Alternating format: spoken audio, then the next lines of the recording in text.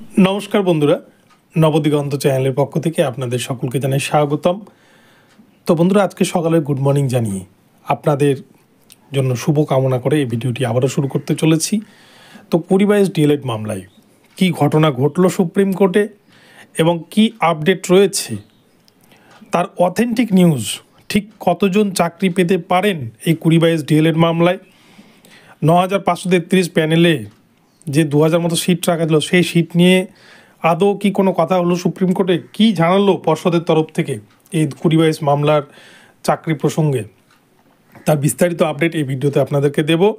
আপনারা সম্পূর্ণ ভিডিওটি মনোযোগ সহকারে দেখুন। ভিডিওটি আপনাদের জন্য ভীষণ ইনফরমেটিভ হতে চলেছে। তবে তার আগে বলি, যারা প্রথমবার চ্যানেলটি দেখছেন আপনারা সবাই চ্যানেলটিকে সাবস্ক্রাইব করে নেবেন, কেননা এই ধরনের আপডেট সবার আগে সর্বপ্রথমে কিন্তু আপনারা এই চ্যানেল থেকে পেয়ে যাবেন। তো চলুন আমরা মূল পর্বে ফিরে যাই এবং 20/22 সম্পর্কিত বিস্তারিত জেনে নিই। তো বন্ধুরা, প্রথমেই বলি 20/22 ডিএলএড মামলা 11,765 প্যানেলের ওপর কিন্তু একটা বিস্ফোরার মতো কিন্তু একটা বিষয় হয়ে দাঁড়িয়েছে।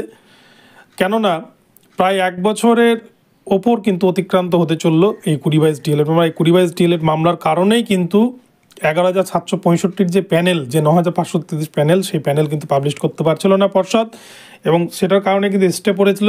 শর্ত সাপেক্ষে প্যানেল দিতে বাধ্য হয়েছে সুপ্রিম কোর্টের নির্দেশ মেনে। তো এই 20/22 ডিএলএডের জন্য কিন্তু অলরেডি 2,000 মতো সিট তুলে রাখা আছে পর্ষদের হাতে, কিন্তু সেখানেও কিন্তু পর্ষদ আবারও চালাকি করছে। তো গতকাল এই 20/22 ডিএলএড মামলায় একটা ভালো দিক উঠে এসছে, আপনারা হয়তো ইতিমধ্যে অনেকেই খবর পেয়ে গেছেন। 20/22 ডিএলএড মামলায় যে জায়গাটা উঠে এসছে সেখানে কিন্তু পাটোয়ারিয়া স্যার খুব সুন্দর একটা আর্গুমেন্ট করেছেন, খুব সুন্দর একটা যুক্তি দিয়েছেন। বিচারপতি কিন্তু সেই জন্য 20/22কে অ্যালাউ করছেন, এমনটা বলা যেতে পারে। তো এই মামলার ফাইনাল জাজমেন্ট হয়নি। আগামী 24 তারিখ মামলাটি আবারও, 24শে ফেব্রুয়ারি 2025 তারিখে কিন্তু আবারও লিস্টেড হবে। সেদিন কিন্তু মামলাটি শুনানি হবে এবং সেদিন হয়তো ফাইনাল জাজমেন্ট হয়ে যেতে পারে। তো এই জায়গায় দাঁড়িয়ে পর্ষদের তরফ থেকে কিন্তু 20/22 ডিএলএডকে নিয়ে একটা আপত্তি তোলা হয়, যেহেতু তাদের কোর্স কমপ্লিট হয়নি, তাদের সার্টিফিকেট হাতে পায়নি, তাহলে কি করে তারা এলিজিবল হতে পারে। কিন্তু 20/22 ডিএলএডের বিষয়টি ছিল এরকম যে, যেহেতু তাদের সেশন 2022-এর সেপ্টেম্বর মাস নাগাদ যখন নোটিফিকেশান বেরোয়, তার আগেই অর্থাৎ জুন জুলাই মাসের দিকে কিন্তু তার সেশন শেষ হয়ে যাওয়ার কথা, এবং ততদিনে কিন্তু তাদের হাতে মার্কশিট চলে আসার কথা। তো পর্ষদ যেহেতু গাফিলতি করে, যে পর্ষদ টাইমলি পরীক্ষা নিতে পারেনি, রেজাল্ট পাবলিশ করতে পারেনি, তাই সেই ভুল কিন্তু পর্ষদের, তার দায়ী ক্যান্ডিডেটরা কেন নেবে, এটা যেমন একদিক দিয়ে ঠিক, সেই বিষয়টাকে পাটোয়ারিয়া স্যার খুব সুন্দরভাবে তুলে ধরেছেন, এবং সেটার জন্যই কিন্তু কলকাতা হাইকোর্টের বিচারপতি অভিজিৎ গঙ্গোপাধ্যায় স্যার তিনি কনসিডার করেছিলেন 20/22 ডিএলএডকে পর্ষদের ভুলের জন্য কেন ক্যান্ডিডেটরা সাফার করবে। আর সেই জায়গাটাই কিন্তু পাটোয়ারিয়া স্যার গতকালকে তুলে ধরেছেন আবারও, এবং সেই বিষয়টিকে সুপ্রিম কোর্ট মান্যতা দিয়েছে, এবং পর্ষদের তরফ থেকেও কিন্তু মেনে নেওয়া হয়েছে যে হ্যাঁ, এটা একটা পর্ষদের ডিলে হয়েছে পরীক্ষা নিতে।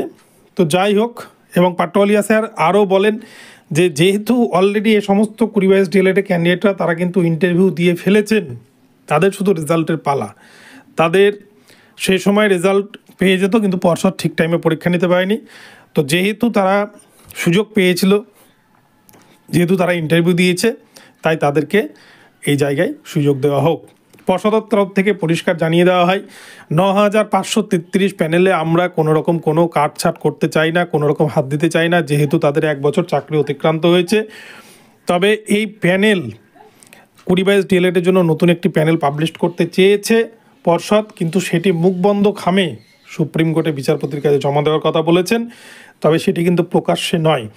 এবং সেখান থেকে আদৌ কতজনের চাকরি হবে সেটা নিয়ে কিন্তু একটা ধোঁয়াশা তৈরি করেছে পর্ষদের আইনজীবী। কেননা তারা পরিষ্কার বলে দিয়েছে, র্যাঙ্কের মধ্যে যতজন আসবে, অর্থাৎ লাস্ট কাট অফের মধ্যে যতজন আসতে পারবে ততজনকেই কিন্তু তারা চাকরি দিবে। অর্থাৎ এখান থেকে একটা বিষয় পরিষ্কার, 20/22 ডিএলএডের জন্য যে 2,000 সিট তুলে রাখা ছিল, এখানে কিন্তু 2,000 জনের চাকরি হচ্ছে না। গতকালকে শুনানিতে কিন্তু এটুকুটা পরিষ্কার বোঝা গেছে পর্ষদের আইনজীবীর কথায়। তার কারণ একটাই, তারা কিন্তু লাস্ট কাট অফ, সেই কাট অফকে মেনটেন করেই কিন্তু নিয়োগ দিবে, অর্থাৎ ওই কাট অফের মধ্যে যতজন ক্যান্ডিডেট চলে আসবে তাদেরকেই কিন্তু প্যানেলে জায়গা দিবে, অ্যাপয়েন্টমেন্ট দেবে। তো এই জায়গায় দাঁড়িয়ে 20/22 ডিএলএডের যতজন ক্যান্ডিডেট ছিল, প্রায় 2,500 মতো কিন্তু ক্যান্ডিডেট ইন্টারভিউ দিয়েছিল, যদি 2,000 মতো সিট যেহেতু তাদের জন্য তুলে রাখা ছিল, যেটা সুপ্রিম কোর্টে আগে বলা হয়েছিল, সেই সিটে কিন্তু প্রায় প্রত্যেকেরই চাকরিটা হয়ে যাওয়ার কথা। তো আগামী 24 তারিখে এই মামলা আবারও শুনানি রয়েছে। তো আপনাদেরকে আগাম বিষয়টি জানিয়ে রাখলাম।